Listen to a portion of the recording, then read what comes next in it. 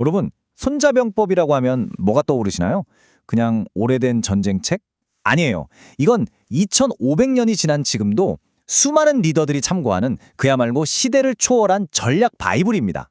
대체 이 오래된 책에 어떤 통찰이 담겨 있길래 그런 걸까요? 지금부터 그 비밀을 한번 파헤쳐 보죠. 자, 이론은 이론일 뿐이잖아요. 그거 진짜 먹히는 거 맞아? 이런 질문 손자도 똑같이 받았습니다.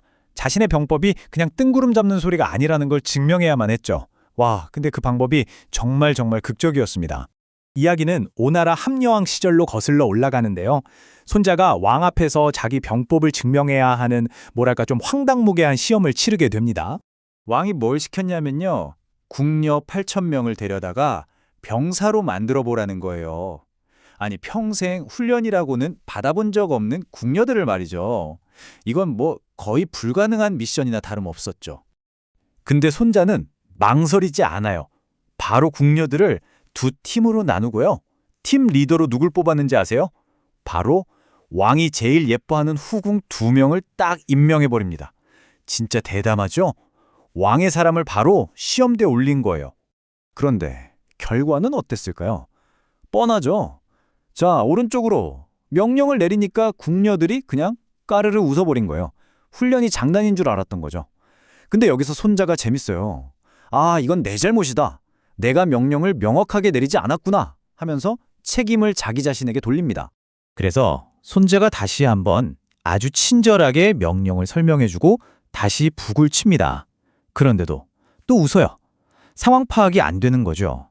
자, 바로 이 순간 손자의 눈빛이 싹 바뀝니다. 오케이, 이제 내 책임이 아니다. 명령을 분명히 했는데도 따르지 않는 건 지휘관 너희들 탓이다. 이렇게 된 거죠. 그리고 여기서 진짜 충격적인 일이 벌어집니다. 손자가 그 두 지휘관, 그러니까 왕이 제일 아끼는 후궁 둘을 참수하라고 명령합니다. 목을 베라는 거죠.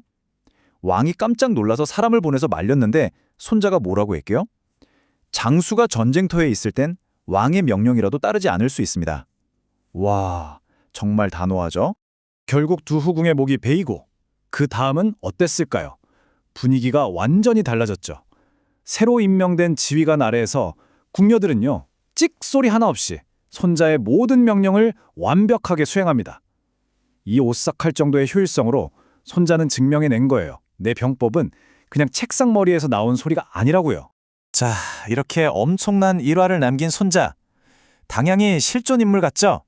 그런데 놀랍게도 손자라는 사람이 진짜 있었던 거 맞아? 하는 역사적인 논쟁이 지금도 계속되고 있습니다. 여기 한번 보세요. 좀 흥미롭죠? 한쪽 기록, 바로 사마천의 사기를 보면 손자에 대한 이야기가 아주 자세하게 나와요. 그런데 다른 쪽, 당시에 가장 중요했던 역사책인 좌전에는 손자라는 이름이 아예 없어요. 단 한 글자도요. 아니, 그렇게 대단한 장군이 어떻게 핵심 역사 기록에서 빠질 수가 있죠? 이게 바로 미스터리의 시작입니다. 근데 사실 생각해보면 손자가 한 사람이었냐 아니면 여러 사람의 지혜가 모여 만들어진 가상의 인물이냐, 그게 그렇게 중요할까요?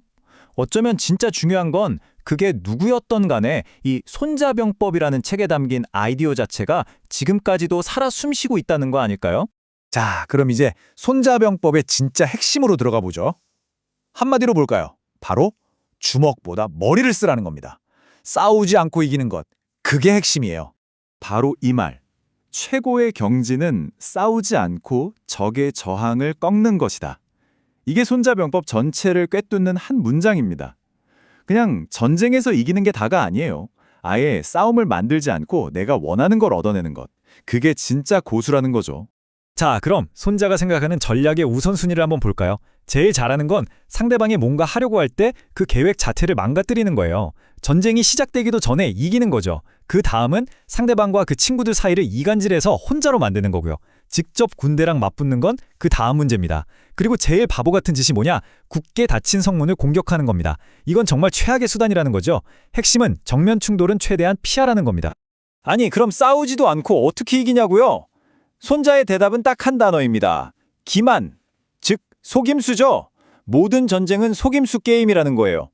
내가 공격할 능력이 있어도 없는 척하고 바로 코앞에 있으면서 저 멀리 있는 것처럼 상대를 속이는 겁니다.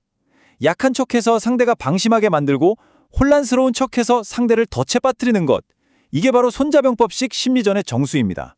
손자는 무슨 전쟁을 낭만적으로 생각하는 사람이 절대 아니었어요. 오히려 그 누구보다 현실적인 사람이었죠. 전쟁을 한번 하면 나라 경제가 어떻게 박살나는지, 사람들이 얼마나 고통받는지 그 비용을 정말 뼈저리게 알고 있었습니다. 은천냥, 이게 대체 얼마일까요? 당시 기준으로 10만 대군을 하루 동안 유지하는데 드는 돈입니다. 하루에요? 손자는 그냥 전쟁은 돈이 많이 들어 이렇게 뜬구름 잡는 소리를 한 게 아니라 이렇게 구체적인 숫자로 이만큼이나 깨진다고 보여주면서 전쟁의 무서움을 경고한 거죠. 이 차트를 보면 더 와닿으실 거예요. 전쟁이 길어지면 어떻게 되느냐. 나라가 벌어들이는 돈의 40%는 무기 사고 갑옷 사는 데 다 들어가고요. 백성들 주머니는 텅텅 비게 된다는 거예요. 한마디로 전쟁이 길어지면 적한테 지기 전에 나라가 먼저 망한다는 거죠. 그래서 손자가 못을 박아요. 전쟁을 오래 끌어서 이득 본 나라는 역사에 단 한 곳도 없다. 정말 강력한 말이죠. 이게 바로 손자가 전쟁을 피하라고 말하는 가장 현실적인 이유입니다. 자, 그럼 이런 2500년 전 이야기가 지금 우리한테 도대체 왜 중요할까요? 손자병법은 더 이상 군인들만 읽는 책이 아니에요. 치열한 비즈니스 세계, 복잡한 정치판, 심지어는 우리가 목표를 세우고 이뤄나가는 개인적인 삶까지 갈등이 있는 모든 곳에 손자의 지혜가 적용될 수 있습니다. 철저하게 준비하고 상대방의 마음을 읽고 최적의 타이밍을 노리는 법. 이건 사실 우리 모두에게 필요한 기술이잖아요. 마지막으로 이 질문을 한번 생각해 봤으면 좋겠습니다. 어쩌면 가장 위대한 승리는 아예 싸우지 않고 이기는 게 아닐까요? 상대를 부숴버리는 게 아니라 충돌 자체를 피하면서 내가 원하는 것을 얻는 것. 어쩌면 이게 진짜 이기는 방법일지도 모릅니다. 2500년 전에 이 낡은 책이 오늘 우리에게 던지는 질문이 참 묵직하네요.